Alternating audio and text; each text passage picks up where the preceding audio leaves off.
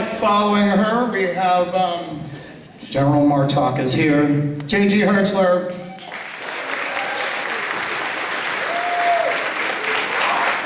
J.G.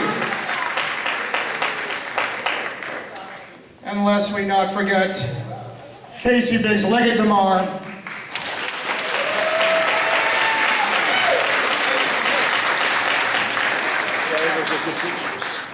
And finally, the lovely Nana visitor, Colonel Canar is joining us.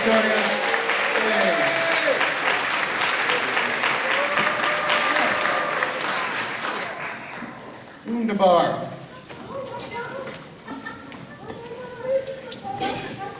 It's catching up. Hi, yeah. Now let me warn my cast, the audience has been given 3 secret words during the Q&A. If you say one of those words, you're going to get a little surprise from the audience. So that's not one of them, but very nice try. There's a good, nice try. Look, he's going at it. Not yet, no. Okay, so. Where are the shots? We're going to get to take shots. You don't get to, they don't allow alcohol in the university. Dang, sorry. Trying to. Sorry about that. But anyway, so yeah, let's just get it going. Welcome. I hope you guys seen each other recently, or it's been a little while for some of you? I haven't seen Not since a million years. a million years ago. I haven't seen Daphne. But these guys, I 1 million years. So you in Vegas last one I saw you in on, yes. That's right. Like in Vegas? That's right. All right, well, we'll just get into some basic questions here right off the bat. I was, I'm a first AD, as some of you already know, and I had I was fortunate enough to work with Jeffrey Combs. And when I brought You say up... fortunate? Huh? Yeah, you say fortunate? Yeah, I was fortunate. Why? It was a Painful He's experience. such a diva. no. He's such a diva. You're talking about the same Jeffrey Combs? Same talk. He's a great guy. Come on.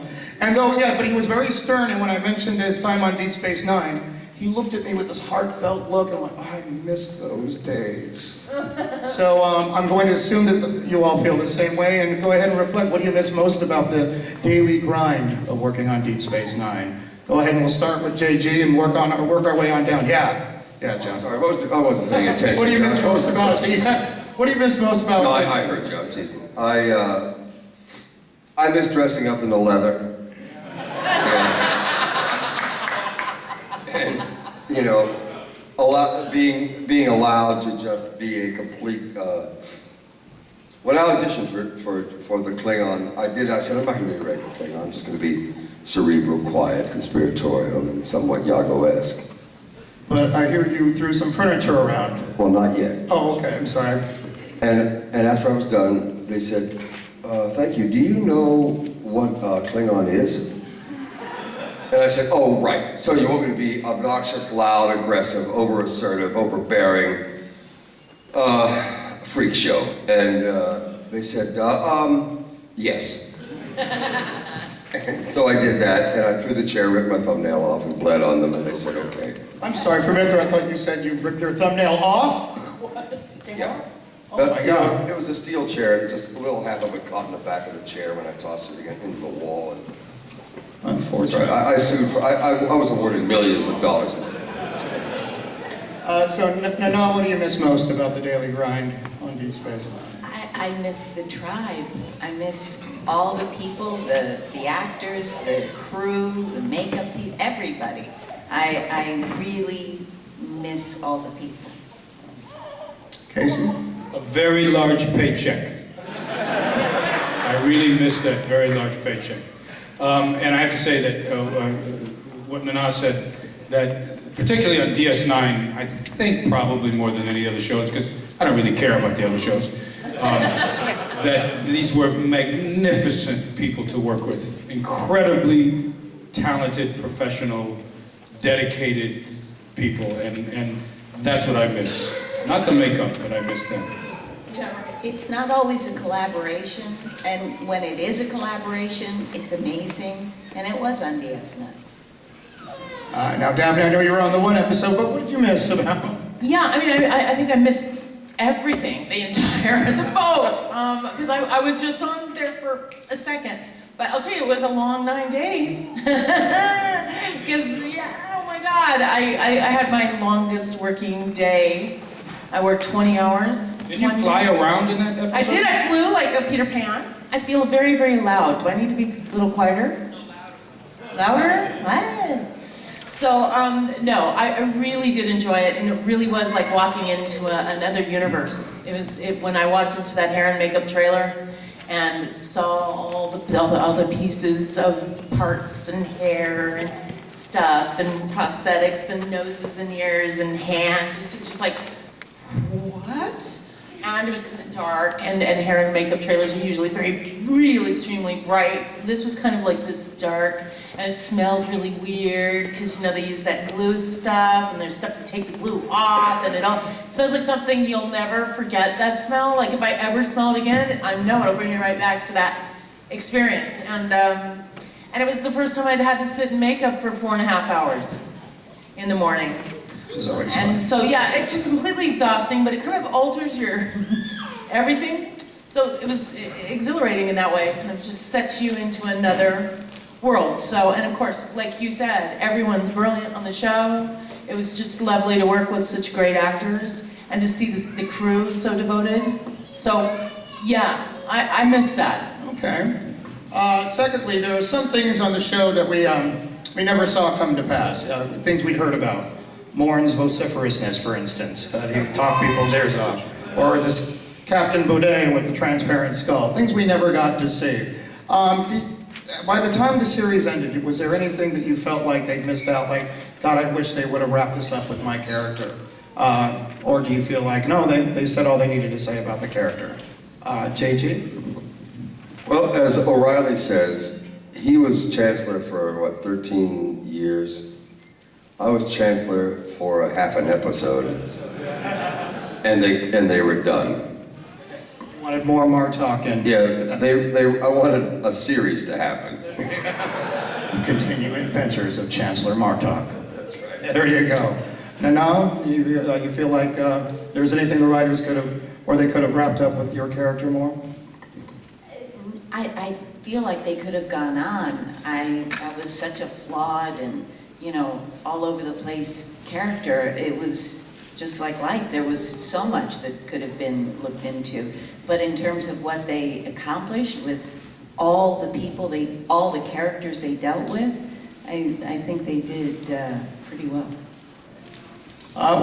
You unfortunately, you didn't survive to the end of the series, of course, but was there more to Damar you feel like they should have wrapped up a little more? No, if you're going to die in Star Trek, it's best to die in the last 5 minutes of the last episode of the last season of the entire series. And I think that's what happened. But I think if it had gone on, I probably would have opened up Damar's Canar bar or something. And that's what our password. Canar was our first password. Nice work. 1 down, 2 to go. Canar was a password. All right, don't show the other one. There you go. Okay. Very good.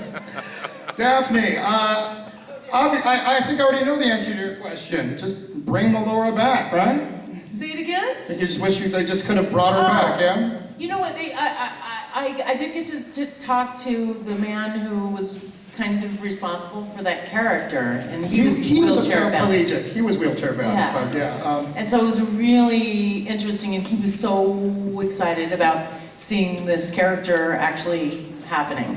And Yeah. I think that there was an idea, at least in his head, that he wanted to see it come back, even if it was only occasionally. But back in the dark ages of filmmaking, they had to actually paint out every single frame of strings, so that the flying around stuff looked real.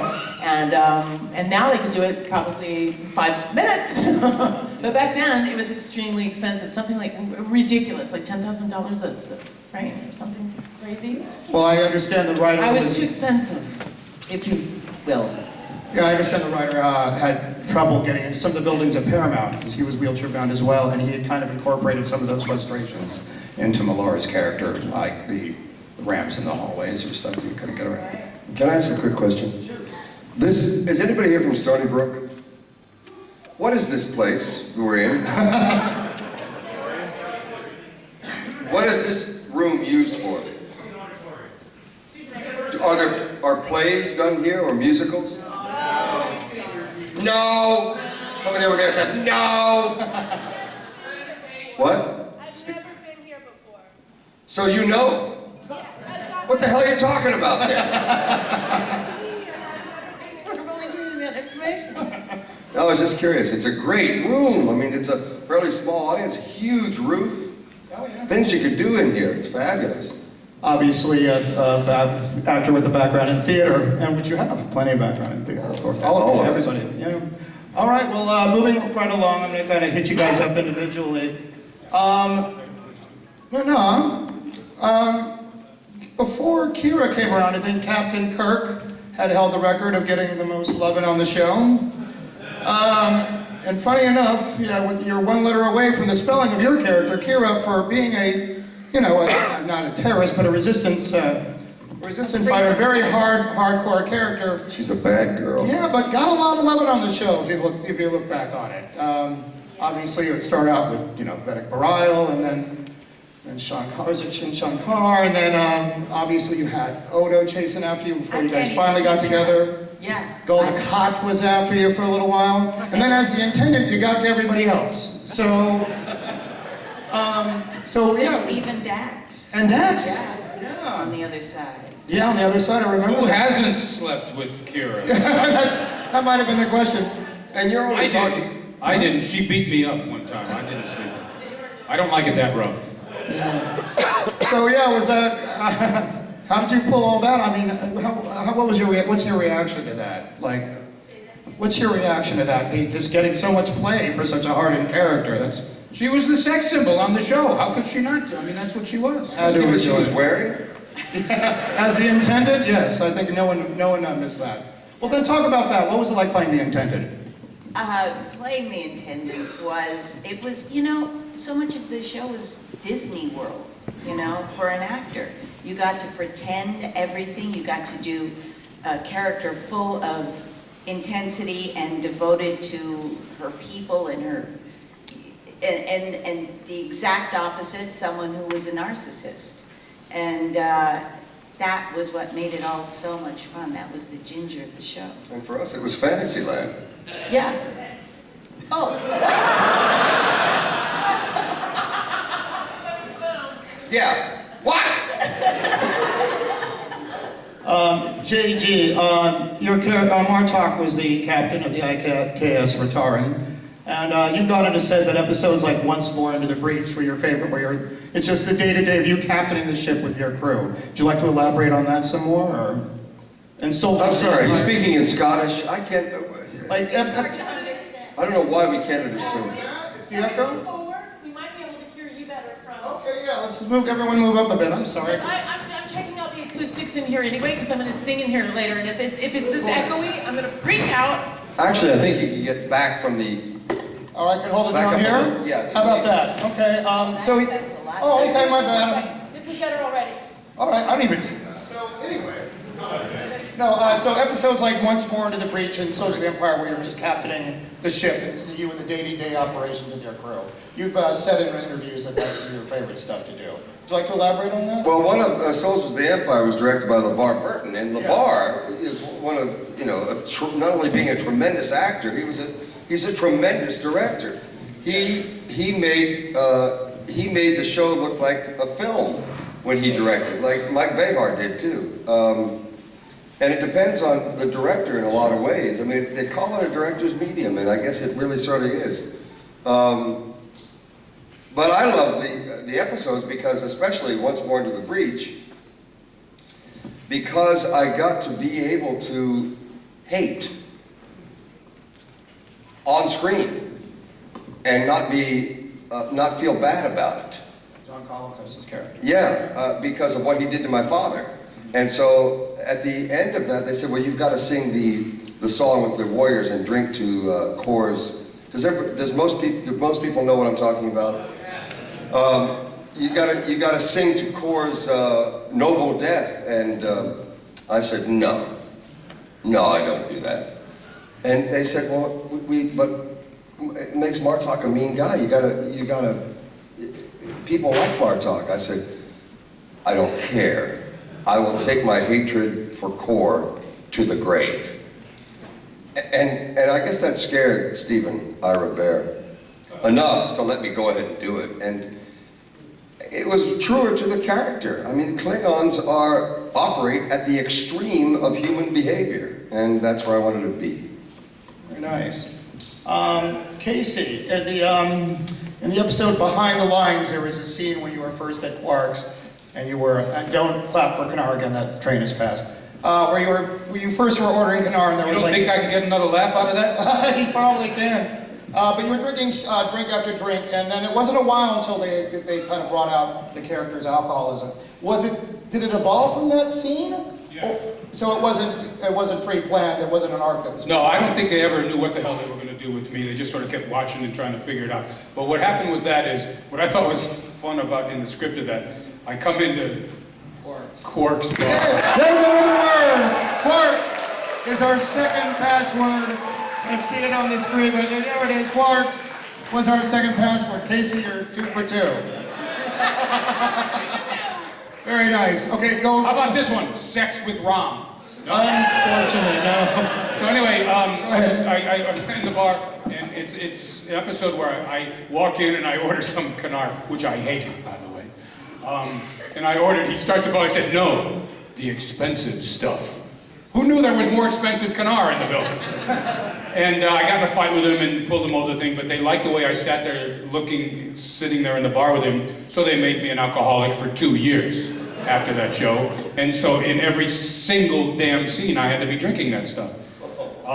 But I think what was nice is that what I liked about it, and what JG was talking about in the acting sensibility, is that you have a conflicted personality there. You have a patriot, a military guy, whatever he was, but there was something wrong, so what did he do? And I tell you another funny thing, Mike, you asked about the favorite episodes. Renee directed the one of my favorite. Towards the end, I mentioned this in one of my speech last night. Jeff comes in as Wayoon, and I'm in bed with a nondescript Cardassian woman who knew there were nondescript Cardassian women. You know what makes a Cardassian woman? What's the difference? What? So they all look the same to me. Yeah, you're wrong. What? The blue spoon in the forehead. I thought that was makeup when I noticed that, like they were making up. No, that's the blue eyeliner or something. Well, I sort of like the blue spoon too, but anyway, he comes in and he says, your wife and child have been killed. I didn't even know I had a wife and child. I thought maybe if they told me that, I would play this a little differently. And it was 1 o'clock in the morning, it was one of those late nights, and I get up, and I'm upset, and she's in the bed, and my wife and child is killed. I should feel bad anyway, I'm fooling around with my wife, for Christ's sake. And I took it to Canar, and I look at myself in the mirror, and I'm supposed to throw it at the mirror, right? Well, Renee comes over and says, Casey, it's 1 o'clock in the morning. If you don't get this right, it's gonna take an hour to redo. So I said, oh my God. You know, we're going to be there till 2 in the morning, it'd be my fault. So I threw the Canar in it, because it had to drip down exactly the right way so the camera could see me there, which was the first time that Damar said, okay, to hell with you, I'm going underground, and ended up, you know, in the resistance with her. So that's how that whole bar thing, that's the arc of that bar thing in 40 seconds. So that's what happened. What was the actual, I'm sure you probably answered this question before, what was Canar really mean? What did they use for that? I complained about that for so many years, not so many, a long time. It was, I want every single one of you to go home tonight, and take a big 2-finger shot of Caro syrup, and act like you like it. And so I complained about that so much, we came back in the last season, and the prop guy said, oh, Casey, it's so great. We changed the Canar. I said, oh great, what is it? Sugar-free maple syrup. That's good acting, if you ask me. Ooh, that tastes so good. Just can't win. Daphne, in your episode, there was a scene where Dr. Bashir took you out on a date to a Klingon restaurant. Yeah. And you got to get into it with the Klingon, the cook, and like literally you guys were chewing each other out in Klingon. I know what the next word is. What? Oh, what? Go ahead. God. Yeah, there it is. No, that was basically something, but nice try. Well, how was that? Fun? Was it fun? You had to learn the Klingon? It's completely disgusting. Oh my God. I I've seen earthworms, not a big deal. You step over them, I try not to step on them, but it's not like a problem. But when they bring them to you in a bowl, I had to pretend to.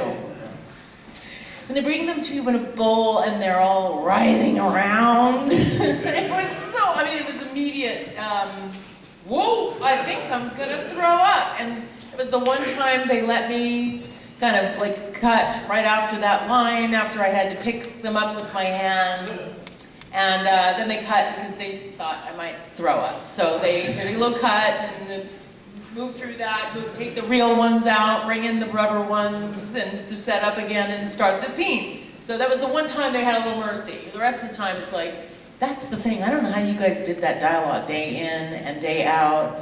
And if you miss like the word the, and it's like a lot of crazy stuff that, I mean, who understands this? You stop and go back and do the whole thing again. They were merciless, right? I don't think you have to remind these three. You didn't change the scripts at all. Not at all, and you had to get it right. I mean, and if you... Which I believe in. I think you should. Yeah, no, These writers spend enormous amount of time and effort and talent on telling the story.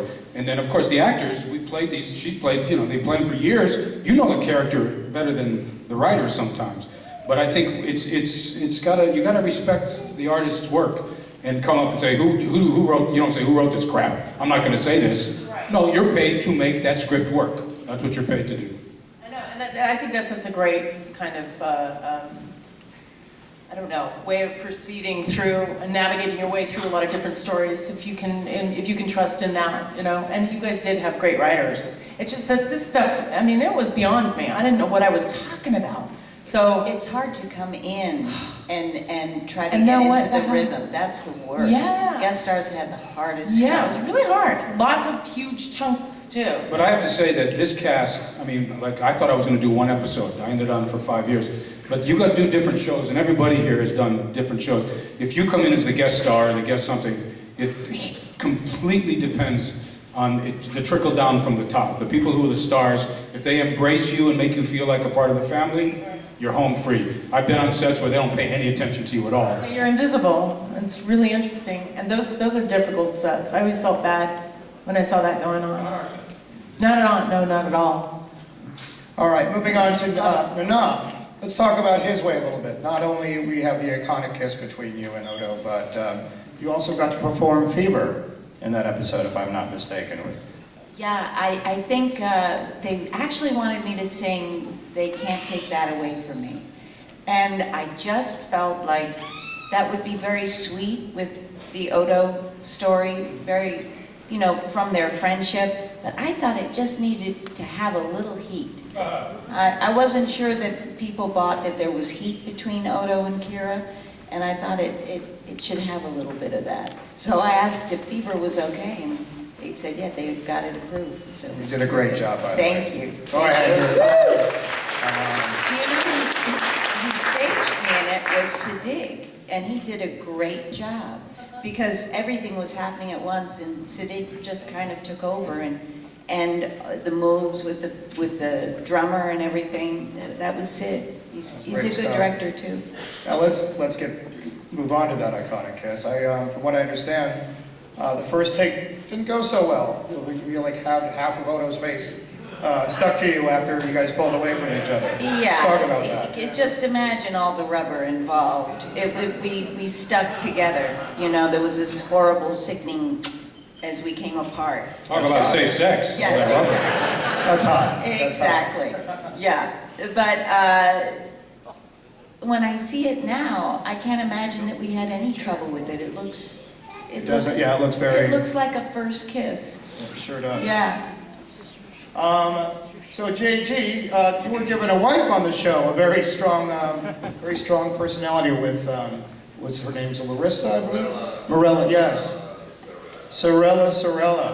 So yeah, she was, that's the one character that seemed to keep Martok in line.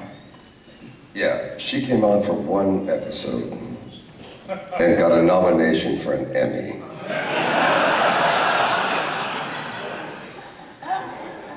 Spoken like an embittered husband, yeah. Well, I knew Shannon from, I did, in fact, the reason I was cast as Martok was because I'd done a character called Black Dog on a pirate movie before that. And Ira Bear's kids loved Black Dog. This is the reason Hollywood is. This is what makes Hollywood.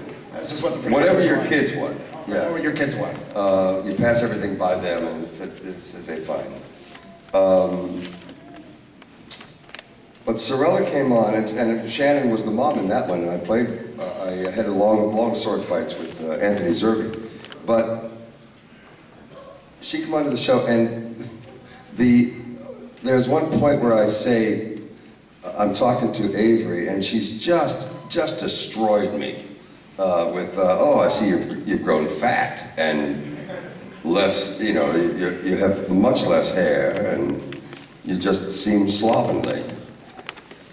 And she goes away. And I say, as she goes away, I'm just looking at her, talking to Avery, saying, magnificent. Very And nice. the only thing I can think of with that is to say, you know, the sound intention is, God, I hate her guts. But the word itself is magnificent. Very nice. And she was. And she was nominated for an Emmy. And she's not very So, Nana and Casey, the relationship between Kira and Damar was tumultuous at best. Obviously, you had the big fight scene, and then toward the end, we had a bit of catharsis there with his character dying a hero. So, I mean, how was that work? Is that good play for the two of you to go through that? Like, I would say, character evolution to play on? Do you remember being on that set and I couldn't stop laughing at Andy Robinson? That also was 1 o'clock in the morning. Yeah. I think, And Avery was directing. Avery was oh God, I'm amazed that I couldn't hold it To get together. her and me and Andy Robinson of the great huge eyes trying to be serious and melodramatic at 1 o'clock in the morning, and with, you know, Avery up there directing. This is the way Avery would direct. He'd come up and he'd go and say, slalom, dig, and walk away. You're supposed to know, oh, okay. But you know, he's right, slalom, you gotta go like this, do the scene, exactly right. One of the things I'd like to say about our relationship, one of the scripts, which I thought was a wonderful script, where, because the Cardassians didn't like the Bajorans very much. And it said in the text that every time Damar said Bajoran, he would sneer.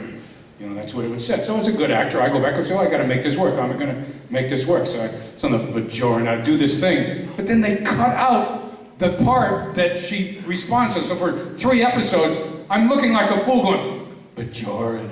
You know, I'd make this sneer and it made absolutely no sense whatsoever. So I thought that was a little strange. And the other thing is when, you know, come on, Cardassians look like bad mofos, you know? And she beat the crap out of me. And I come in the next scene and I'm all bloodied and bruised and all that. She comes looking beautiful into the scene. And I'm thinking, is anybody gonna believe that? I said to a friend of mine, said, yeah, she's the star. So of course they're gonna believe that. No, that's not why. Why? I was tougher than you. There it is. There it is. All right, next question. We have plenty of amazing guest stars on the show, and then some who went on to become reoccurring characters. You guys start laying, of course, Louise Fletcher, Frank Langella, Daphne Ashbrook. It just went on. Was there any guest star that made it on the show? You were like, how did we get this person? And I'm a little starstruck. Iggy Pop was on the show, for Christ's sake. Really? You didn't know that Iggy Pop was on the show? No. Pop and the Magnificent Frankie, if I'm not mistaken. You didn't know that? No, I So I guess that answers the question. Had you been there, I was starstruck around Iggy Pop. I would have been, So absolutely. let's ask all of you, was there a guest star that you got to work with, or someone perhaps you've always wanted to work with? So we'll start with you, JJ. How's it going? I think it was John Colicos. What's that? Oh, Baltar, yeah. I don't even know about that show. What the hell are you talking about? Yeah, there This are, is a Deep Space Nine panel. there are no other sci-fi shows on this panel. until Ron Moore reinvented, you know, Battlestar. Yeah, John Colicos. I found a book, his last day of filming, he did Core. And, you know, Kalis and Koloff, not Kalis, Kang. There's so many K words in the Klingon. There are lots of Ks. There's a lot of Ks. And well, our favorite place to shop, of course, is Kmart.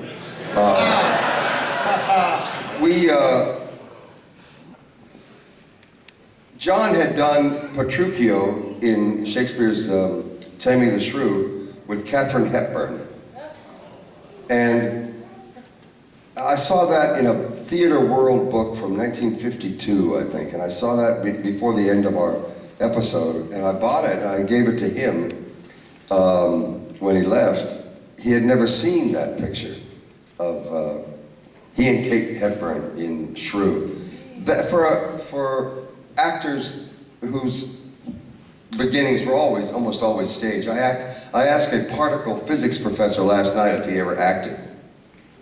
Dr. Takai, does anybody know him from Stony Brook? He teaches at Brookhaven, I think. Anyway, he said, no, I've never done acting. But the rest of us were in theater, started out in theater. I don't know, I suppose we all were. And, you know, Deep Space Nine had a lot of, for the aliens, not necessarily for, well, everybody was, come to think of it.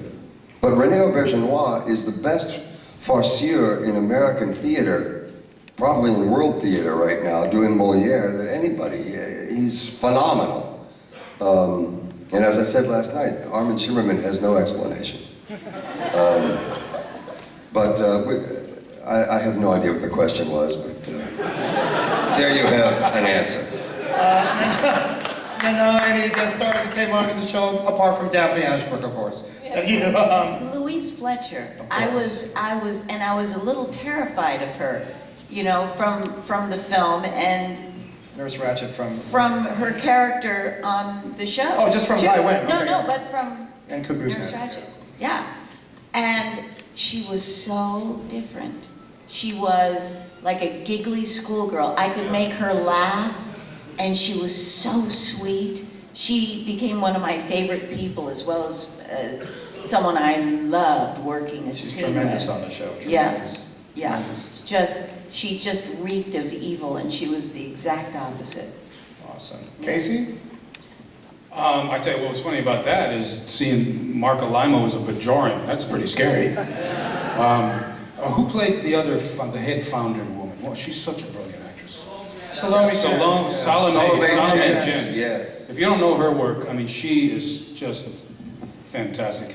And what I loved about this is that there were no real egos on the show. I mean, even Avery, who is Avery, the first time I had a scene with him, you know, he can be an intimidating guy, but because he's got that voice and he's got that hawk thing going, you know. But I had a big scene with him, and I was flubbing the lines a little bit. You guys, I think you were there. They were all dressed, no, you weren't there. They were all dressed up as Klingons. And me and Alimo were taking them to their Klingon meeting. They were Apocalypse Rising. What was it? Apocalypse Rising. Yes. And I had this big thing, because we're supposed to hate the Klingons, and I kept messing the lines up, and Avery in his Avery way just went. And he was just saying, just breathe, you know, kid, just breathe. And that was just such the right thing to do. But I have to say, as you know, journeyman actors being the ones who are working all the time, I don't even think probably on the original show it was as cohesive as this group of people was. So, you know, that's what I have to say about that. And Daphne, were you thrilled to, was there anyone on, because you only know you only did the one, was there anyone you were kind of looking forward to working with before, that you were aware of before working on the show? Or you had met Well, everyone? I mean, I was already a fan of the show. Okay. That was my favorite Star Trek show, and still is. I just loved it. I loved the gritty. I don't know. What season was Melora? Melora's in season 2. Two. Yeah. I should know this. Thank you. So I really did love the show. I loved you all, and Sadig is fabulous. He's just the best actor. So, I mean, it was a little gift, and I have to say, I've looked recently. I've written a book, and I actually used IMDb to do it because I don't remember what was going on in my life unless I can see the show. That I was like, oh, that okay. And I was actually looking through it, and I realized I've been very fortunate. I mean, way more than I deserve to be. Well, to find these really great parts. Her daughter just got into Juilliard. Hey. My alma mater. Congratulations. All right, before we turn it over to the Q&A of the audience, we're going to have a little fun. We're going to do a speed round of questioning where I'm going to fire off a good 12 questions, and you only answer with a raise of hand. For example, raise your hand if you wore a prosthetic on the show. All of you, there you go. All right, here we go. This will be fun. I'm going to rattle it off, and we're going to see where this goes. Don't be nervous, okay? Like, for instance, raise your hand if you were a fan of the franchise before becoming a part of it. Very nice. We're going well here. Raise your hand if you got to man a captain's chair on the show. Raise your hand if you got to man more than one captain's chair on the show. That's what I thought. Raise your hand if you got to man a wheelchair on the show. There she is. Raise your hand if you've ever fallen asleep in a makeup chair. Raise your hand if you were married to another Star Trek actor. When? Ever. Go ahead, put it up. Yep, you too. Roxanne Dawson Biggs, if I recall, and then back down to Roxanne Dawson, of course. Raise your hand if you ever read a script from the show and wondered what the writers were smoking that day. None? Wow, that's a first. Okay. Raise your hand if you've ever. Raise your hand if being recognized from the show has ever gotten you better service at a restaurant. No. Out of a speeding ticket. Approval for a bank loan, lucky on a first date.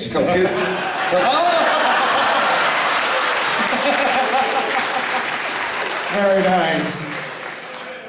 And finally, raise your hand if during your time on the show, you were directed by Potsy from Happy Days. Oh yeah, there it is. That's right, statistical probability. All right, thank you very much. We are going to turn it to the audience for some Q&A. We'll start with you, sir.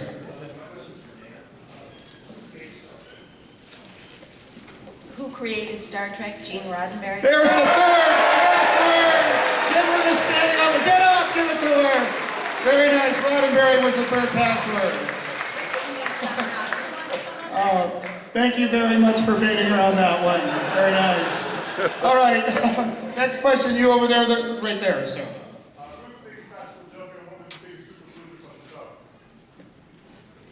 I have to say, at least in my experience, you didn't mess around too much on this show.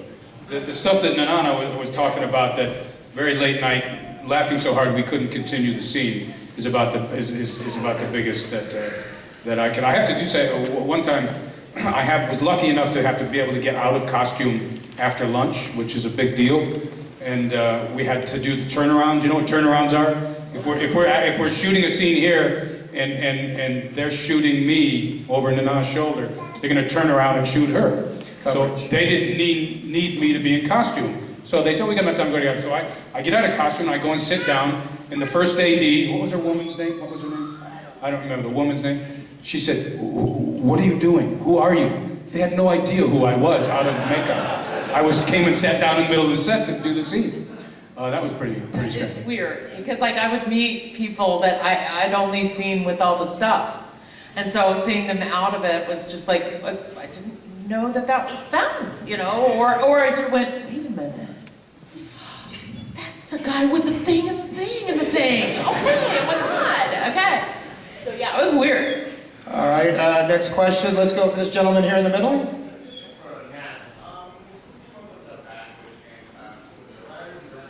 That was established before me. So I'm thinking maybe Michelle Forbes did it. But yeah, I did the prayer thing. They said, how do you want to pray as a Bajoran? I came up with that, but that was before my time. All right, next question. Anyone in the back row? No, you guys are hanging in there. I have a question. Oh, go ahead, by all means. How do you pronounce your name? I've heard it 3 different ways here. Well, and I'm fine with all of it. It's actually Avery Brooks who went around to everybody on the set and the grips, and he remembered everybody's name and would say, "Good morning, Mr. Jones. Good morning, Miss," and he remembered everyone's name. And he asked me, "How do you like your name pronounced?" And I'd never even thought about it. People said it the way they said it, however they wanted to say it. And I thought, you know, I love the way my mother says it. And she was French, and I can hear her calling me now, Nana, Nana. And I said, well, I like Nana. And within a week, everyone on set was calling me Nana. And it went out from there. Thank you. All right, next question. Let's go with, well, you right here, sir. Go ahead. Yeah, here. Yes. When I heard that you were going to be visiting this, I is looking on YouTube. Uh-oh. I think it was the first one where Mark pretty much makes a decision. He's pretty much going to be one of the good guys there. It's the one where Mark adapts a bit after the world has come out of nowhere, snaps waving. That was great, wasn't it? And you're just laughing. Anytime I could kill Jeff Combs was great.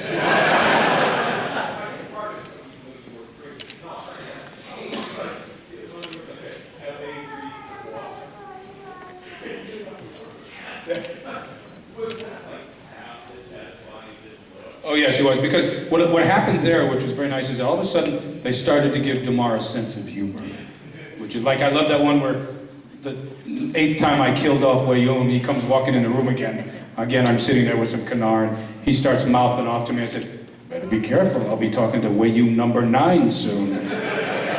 But yes, it was that to me, they were starting to loosen up and get it. It's like our last, just before we go in and I die and she lives, we had this wonderful, it's a very insignificant moment in the thing, but it was such a touching thing where we sort of got each other, you know. Do you remember we were hiding and we were gonna go, for Canassia, boom, boom, boom. But you and me, Andy, are sitting hiding somewhere, and we had this great laugh together. I don't know what it was, I don't remember what it was, but it was in the script, so they finally got that. So yes, it was very satisfying. Excellent. Let's go in the back there in the uniform right here, sir. Was there any other Star Trek characters in other series that you wish had the opportunity to, get a chance to work with? Like the original series all the way up to the new series? Oh, sure. All of them. I would have liked to have worked with all of them on the show. Hair in the Mud, what was that guy's name? Roger C. Carmel, yeah. Wasn't it? Because the actor's name is Roger C. Carmel. He's not with us anymore, but he was in the Well, original. He was tremendous, though, yeah. All right, let's go with you, sir, right here. Thank you.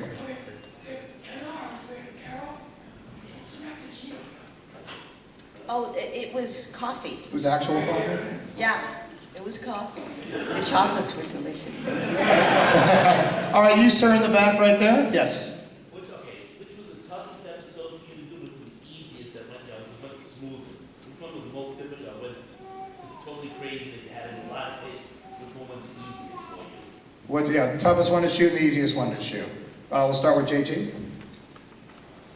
You don't have to give titles. No, I don't remember. I can't remember what train I took to get here.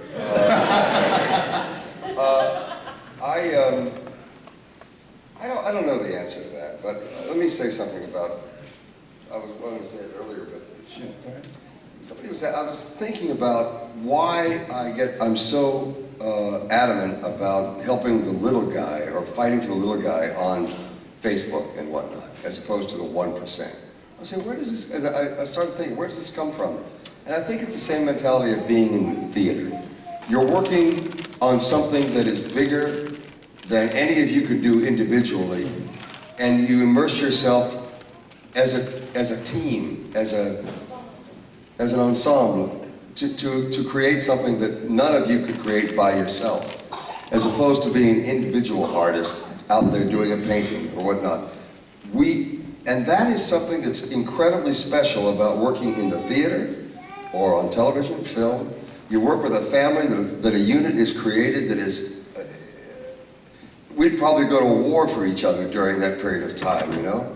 It's that strong, and then it dissolves, and then you go on to the next one. but it's that feeling of community, of sense of belonging, that I think is what drives my life. And I just wanted to, I don't know why I wanted to say that, but that's what I wanted to say. That's why I'm in this business. I was trying to figure out, why am I doing this? Oh, I'm in this, that's the reason. It's not the money, and it's not the ease of life, because there are tremendous valleys and tremendous peaks, and it's a lot of rejection. But I think it's the thing of belonging to something intense that gives the real human love of it. So you guys all agree down the board? Do you actually have an episode that you want to say, no, that was a pain? Sorry. Go ahead. Yeah, that's exactly right. It's like a tribe. You all have your stuff. The hardest for me was doing a scene with myself when I was the intendant and Kira. That was, and again, I'm sure they can do it much easier now, but one scene took 12 hours. It was so painful. I had to match every single movement on each side that I did. Yeah, coverage must have been a nightmare. It was a nightmare. I'm sure it's easier now, but that was the hardest show to do, the first intendant show. And when I think of, you asked before what maybe would have been fun to do that the writers didn't do. I would have loved it if at the end of the show you found out that the intendant had killed Kira, and it was the intendant the entire time. The entire time. I thought that would be fun. That changes the dynamic of the show a bit. But Ira was like, no. Casey, any? Yeah, I think the easiest shows to do are the ones out of makeup. I mean, some of us got to do, luckily, you did that, JG, did you guys, were out of makeup in that baseball thing or something? No, they were out of makeup in Far Beyond the Stars. Right. And I was actually doing a show in New York at Lincoln Center one of those times, and when I had time again to do it, it was cool because they liked me enough that I did Avery Shrink in one episode and Damar at the same time. That was a lot of fun. The 6th season premiere, yeah. The hardest ones are the ones when you're in there for 18 hours. Did you say 20 hours? 20 hours, I did a 20-hour day. Yeah, that was tough. Just to touch on what JG was saying too, I think it's very why you do what you do. I mean, I am a firm believer that the artists of our society, and I don't mean just artists here, I mean artists in every sense of the word, are the shamans of our society. It's our job to hold the mirror up to nature and say, see, this is who you are, and this is who we are, not who you are. And not to comment on it, but just to say, see, this is who we are. And what's a little scary in our society is that we're not as supportive of that sensibility as I think it is imperative that we are. Because let's face it, what do you remember about the society 2,000 years ago? Do you remember their politics? Do you remember their sewers? No, you remember their culture. And I think you people here who pay attention to culture should make sure that the world around you pays attention to culture as well. I mean, your children, your lovers, your husbands and wives, your friends, pay attention to culture, because it's the stories that tell us who we are. And right now, there's some pretty scary stories out there that are being told that are real and fictional, but just pay attention to it, because we have devoted our lives to being artists, to being, and you know, we tap dance a lot. You know, a lot of times you artists, you have no idea where the next dollar's coming from, but you do it. You do it because you have to do it. So, but when I say artist, I mean the way you make your bed is an art. The way you share your dinner with your loved one is an art. The way you embrace your family is art. Look at it that way. You're all artists, so we're all in this together. Next. And Daphne, just was yours difficult, I imagine, with the straps and whatnot? Yeah, I mean... Your straps are showing. My straps are showing, I'm like, oh. No, I had to wear these, like, braces, or these things that were to look like Tell me about braces. the tape stuff. The tape, right. I was wearing, you know, the jumper that everybody gets to wear. And only certain people look good in that jumper, let me tell you, and I wasn't one of them. But it's okay. And so, yeah, I was wearing these plastic things. And man, when you had to use the restroom, like occasionally you might have to do on a 20-hour day shoot, you got to take everything off, and those things kept snapping. So, oddly enough, the man that duct taped me all the way through that show was sitting next to me at a convention for a full day before we realized, you're the guy, that was me, oh my God. Couldn't believe it, couldn't believe it. Brought some pictures the next day that are really cool with the actual strings in the shot, and the crew guy up there, the crew guy down. It was really an awesome, picture. But yeah, so that was tough, and so I stopped eating and drinking so that I wouldn't have to go through that, and I got really sick, and that's when I discovered emergencies. Which there was a whole bowl of them on the craft set. service table. Yeah. I'm certain because everybody had so many long hours that you had to have something. Keep going. It's a lifesaver. Sorry guys, I have time for one more question. I'll take Sean right here. Go ahead. Go ahead, you, yeah. No, right here. Go ahead. What type of martial arts did you have to study for your rules? Well, I've always been a dancer, so it was very easy for me to mimic what they were doing and get into it, and it was fun.